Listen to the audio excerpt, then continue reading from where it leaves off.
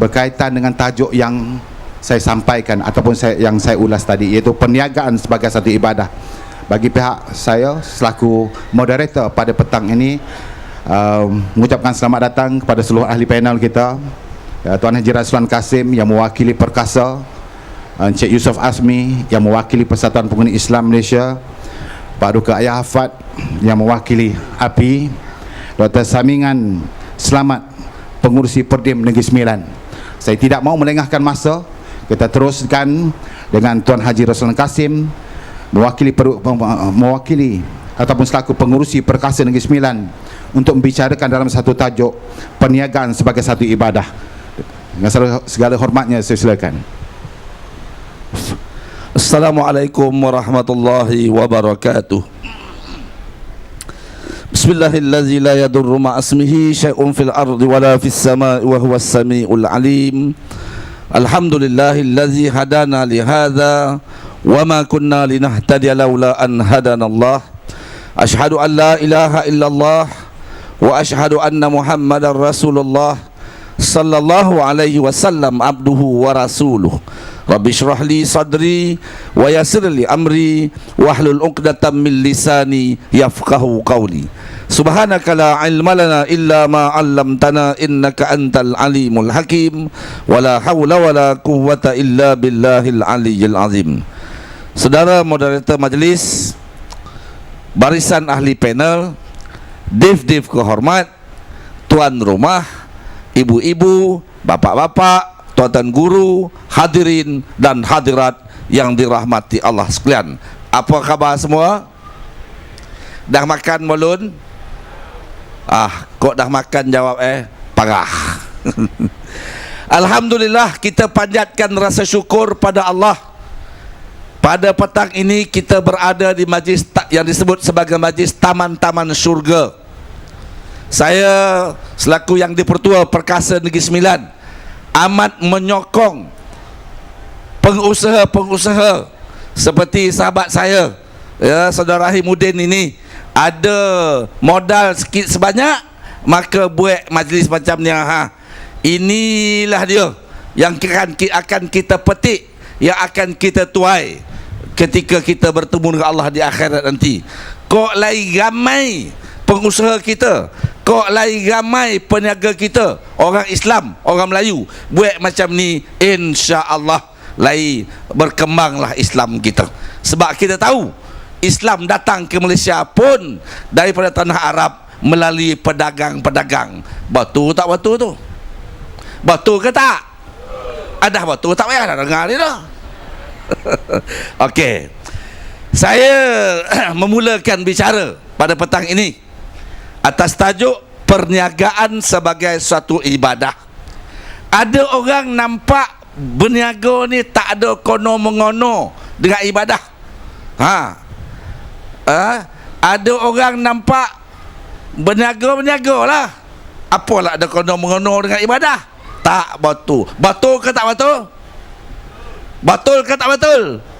Tak betul.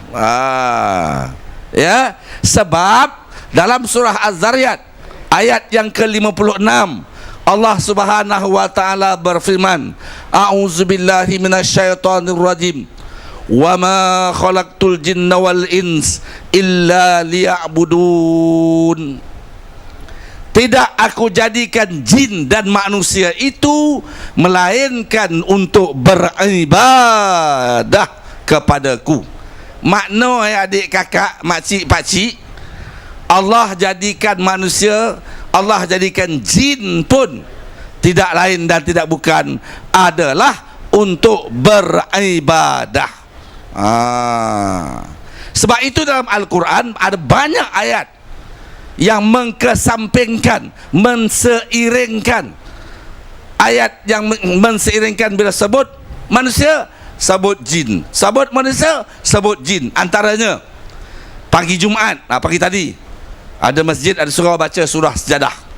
Sebelum sujud sejadah tu satu ayat yang berbunyi, la amla'anna jahannama minal jinnati wan nasi ajma'in. La amla'anna jahannam, dijadikan isi neraka jahanam itu minal jinnati wan nasi ajma'in, terdiri penghuninya daripada jin dan manusia yang dimasukkan ke dalamnya bersama-sama. Satu. Dalam ayat lain pula Allah kata apa? Wa kadzalika ja'alna likulli nabiyyin aduwan syayatinal jinni wal ins. Dijadikan para rasul dan para nabi itu musuh-musuh mereka, terdiri daripada syaitan-syaitan yang berupa jin dan manusia. Setan ni kadang-kadang dia berupa jin, kadang-kadang berupa manusia. Sebab itu apabila bulan Ramadan, Allah perintah seluruh syaitan ditambat dan diikat. Terpenjaralah syaitan sepanjang bulan Ramadan. Tapi kasut hilang ke masjid, semacam juga. Kasut hilang ke masjid, ai bulan Ramadan hilang juga. Jadi siapa pula jadi setan tu? Jawab syaitan gondol, syaitan kepala hitam. Maknanya syaitan tu kadang-kadang berupa jin, kadang-kadang berupa manusia. Dalam ayat lain pula Allah kata apa? Walaqad zara'na li jahannama katsiran minal jinni wal ins. Dijadikan isi neraka jahanam itu, dimasukkan bersama-sama ke dalamnya, terdiri daripada jin dan manusia. Jin manusia lagi. Ayat yang sering kali kita baca sebelum sembahyang fardu, Qul a'udzu birabbin nas, malikin nas, akhirnya minal jinnati wan nas. Betul tak tu? Betul ke tak? Tak tahu ke? Betul ke tak? Jadi jin dan manusia ni ke orang kampung kita kodin, waris. Sebab itu orang kita suka pakai, kok pakai baju jin, pakai seluar jin. Kok emak marah ke anak kan, kok berah jin dan ganga, kata. Betul tak tu? Jadi jin dan manusia itu seringkali seiring dan sejalan. Kadang-kadang manusia perangai macam jin, kadang-kadang jin perangai manusia. Okey, satu. Yang kedua, kalaulah ayat ini yang saya bacakan tadi, Allah kata tidak aku jadikan jin dan manusia melainkan untuk beribadah. Apa pula makna ibadah? Ada orang kata ibadah tu makna sembahyang. Okey, kalau ibadah itu sembahyang, satu hari berapa kali kita sembahyang? Berapa kali? Yes, 5 kali. Walaupun ada orang yang orang 5 kali sehari dia, orang 5 kali sehari dia 5 hari sekali. Tu golak tu, macam ada pengalaman je tu. Okey, katalah 5 kali sehari. Sekali sembahyang berapa minit? 4 minit. Sebab satu rakaat 1 minit.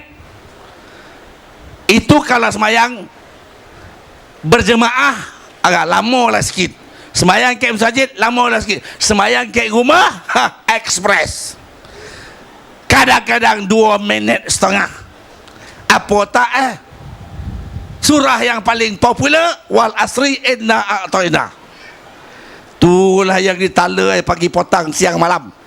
Subuh wal asri, zuhur wal asri, asar wal asar, memang wal asri kata. Maghrib wal asri, isyak pun wal asri. Itulah yang ditala pagi petang siang malam, tak jamu-jamu dia. Cuba orang rumah kita hari ni, hari Senin masak ikan temanung, hari Selasa masak ikan temanung, hari Rabu ikan temanung, hari Khamis ikan temanung, hari Jumaat tadi apa macam. Balik masjid kita buka je, kita singkap je tudung saji, tengok ikan temanung apa macam. Manung kita tengok ikan tu. Bukan sahaja kita yang termonong tengok ikan tu, ikan tu pun termonong tengok kita. Tak berkalip mata ikan tu. Betul tak tu? Betul. Tapi yang dia pagi, petang, siang, malam, wal asri, dia tak sadar malaikat yang mencatat tu pun termenung je. Manung malaikat, bila kau nak berubah ayat lain ni, kata ubah-ubahlah. Tak semestinya kena panjang. Kok kita makan pun nak berubah selera, kok kita baca ayat pun biarlah berubah.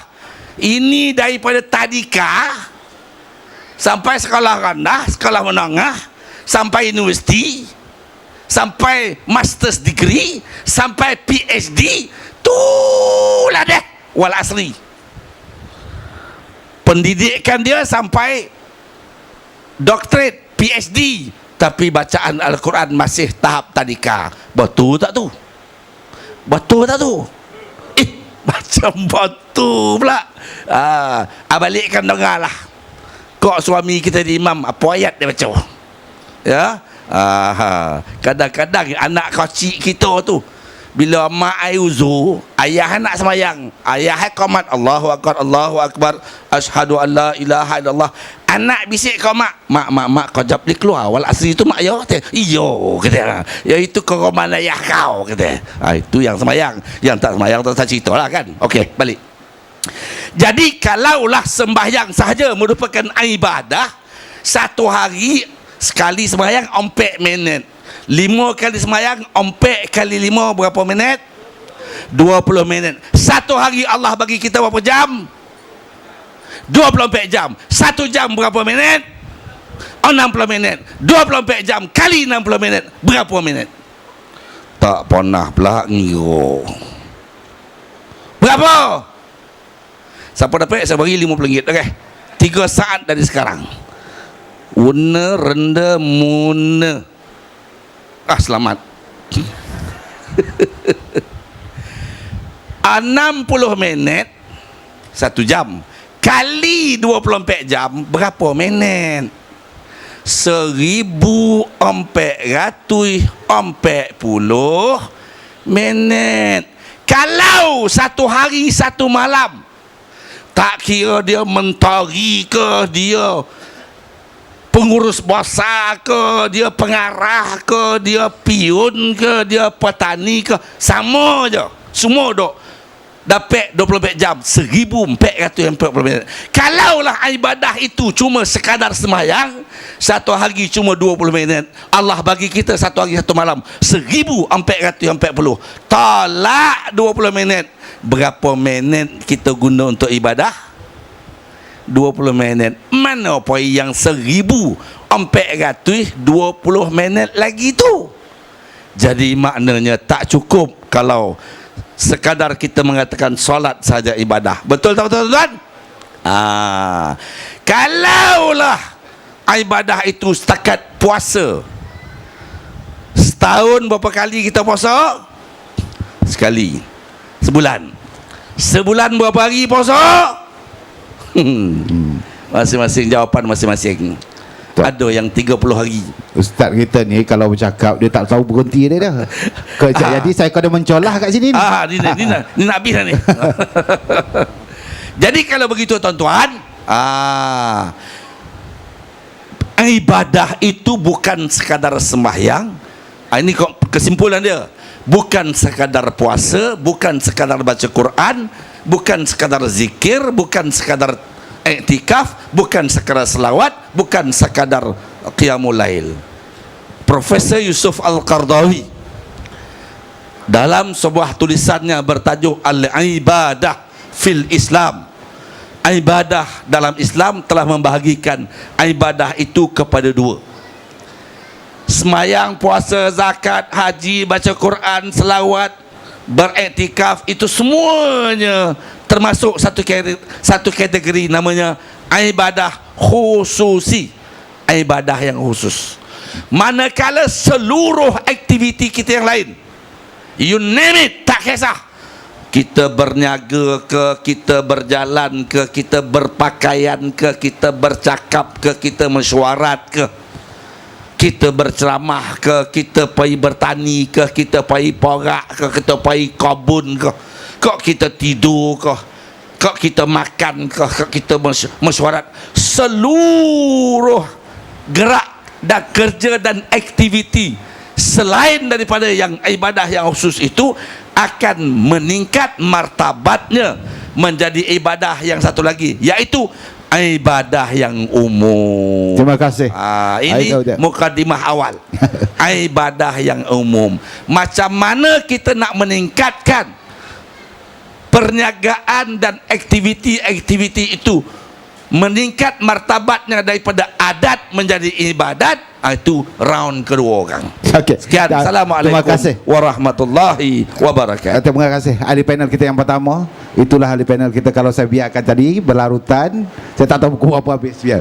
Jadi begitulah Saudara Roslan Kasim yang selama ini banyak menyumbang bakti kepada masyarakat kita, banyak menyumbang bakti kepada bangsa kita dalam perjuangan demi mempertabatkan ummah. Bagi pengguna yang ingin mengemukakan sebarang aduan, sila hubungi alamat dan nombor telefon yang tertera.